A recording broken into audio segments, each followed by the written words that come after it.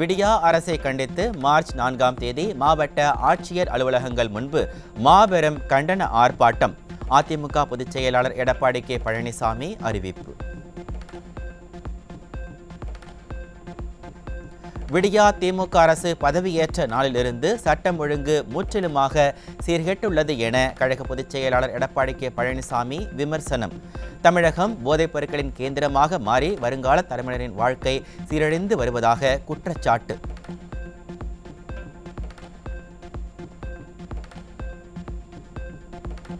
பாலாற்றின் குறுக்கே தடுப்பணை கட்ட அடிக்கல் நாட்டவுள்ள ஆந்திர மாநில அரசுக்கு அதிமுக பொதுச் செயலாளர் எடப்பாடி கே பழனிசாமி கண்டனம். தமிழ்நாட்டின் உரிமைகளை தாரை வார்த்துக் கொண்டிருக்கும் விடியா திமுக அரசின் முதலமைச்சருக்கும் கண்டனம்.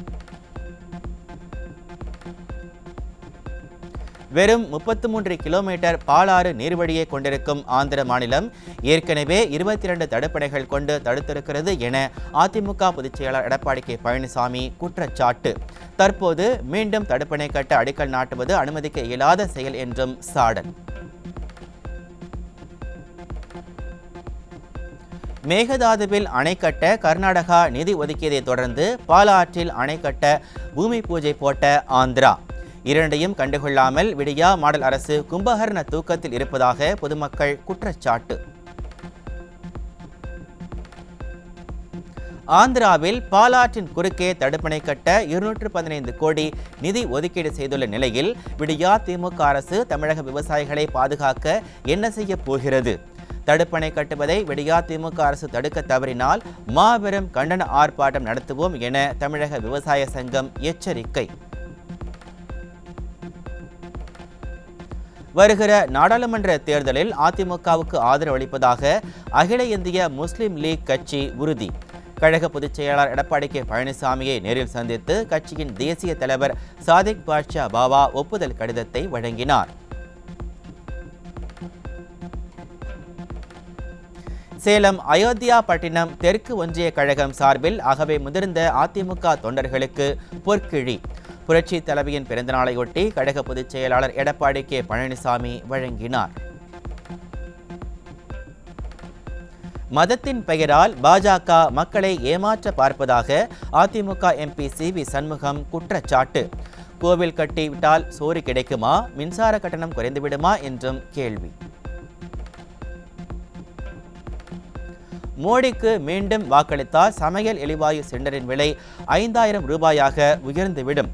மயிலத்தில் நடைபெற்ற புரட்சி தலைவி பிறந்தநாள் விழா பொதுக்கூட்டத்தில் அதிமுக எம்பி சி.வி. சண்முகம் விமர்சனம்.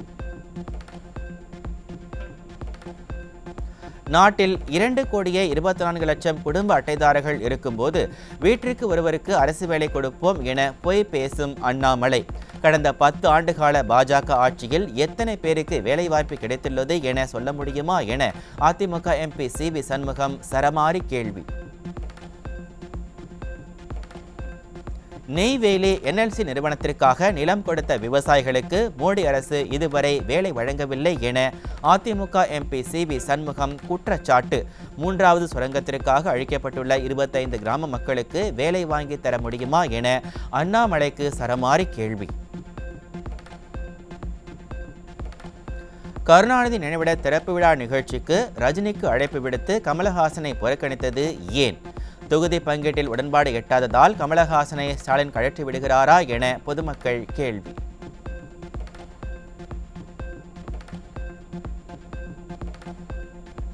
மதுரை மீனாட்சி அம்மன் கோவிலை சுற்றி கட்டப்பட்டுள்ள விதி மீறல் கட்டடங்கள் மீது நடவடிக்கை எடுக்காமல் அதிகாரிகள் ஆழ்ந்த தூக்கத்தில் இருக்கிறார்களா? தமிழக அரசுக்கு உயர்நீதிமன்ற மதுரை கிளை நீதிபதிகள் சரமாரி கேள்வி. அரக்கோணத்தில் காவல் உதவி ஆய்வாளரை இரும்பு ராடால் தாக்கி கொலை மிரட்டல் விடுத்த 2 இளைஞர்களால் பரபரப்பு. விடியா ஆட்சியில் பெண் காவலர்கள் பாலியல் தொல்லைக்கு ஆளாவதாகவும் ஆண் காவலர்களின் மண்டை உடைக்கப்படுவது சர்வசாதாரணமாக நடப்பதாகவும் பொதுமக்கள் விமர்சனம். வாரிசு அமைச்சர் உதயநிதியின் விளையாட்டுத் துறையில் வீரர்களிடமிருந்து 25% பரிசுத் தொகையை பங்கு கேட்கும் பயிற்சியாளர்கள். கமிஷன் கொடுக்கவில்லை என்றால் எதிர்காலத்தை சிதைத்து விடுவோம் என மிரட்டுவதாகவும் விளையாட்டு வீரர்கள் பரபரப்பு குற்றச்சாட்டு. விடியா அரசின் விளையாட்டுத் துறையில் எப்போதும் இல்லாத அளவிற்கு தலைவிரித்து ஆடும் கமிஷன், கலெக்ஷன், கரப்ஷன். தனது துறையை கூட சரிவர கவனிக்காமல் துணை முதலமைச்சர் பதவிக்கு வாரிசு அமைச்சர் உதயநிதி ஆசைப்படலாமா என பொதுமக்கள் கேள்வி.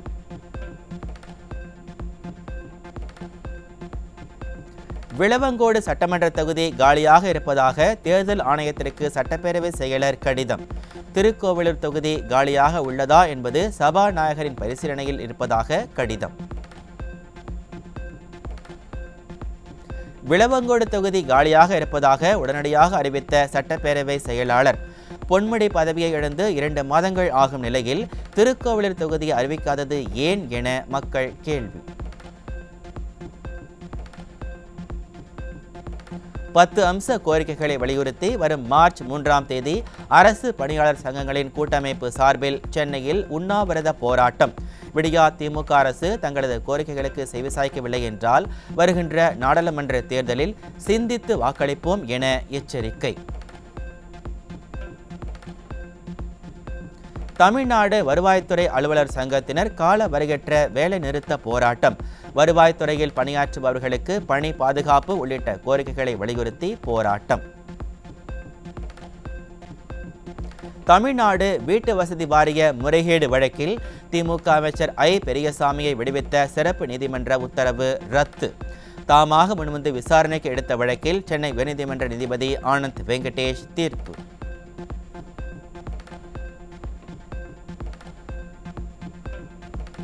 திமுக அமைச்சர் ஐ. பெரியசாமி மீதான வழக்கை மீண்டும் விசாரிக்குமாறு சிறப்பு நீதிமன்றத்திற்கு சென்னை உயர்நீதிமன்றம் உத்தரவு. முறையாக ஒப்புதல் பெற்று வழக்கை நடத்த லஞ்ச ஒழிப்புத்துறைக்கு உத்தரவு.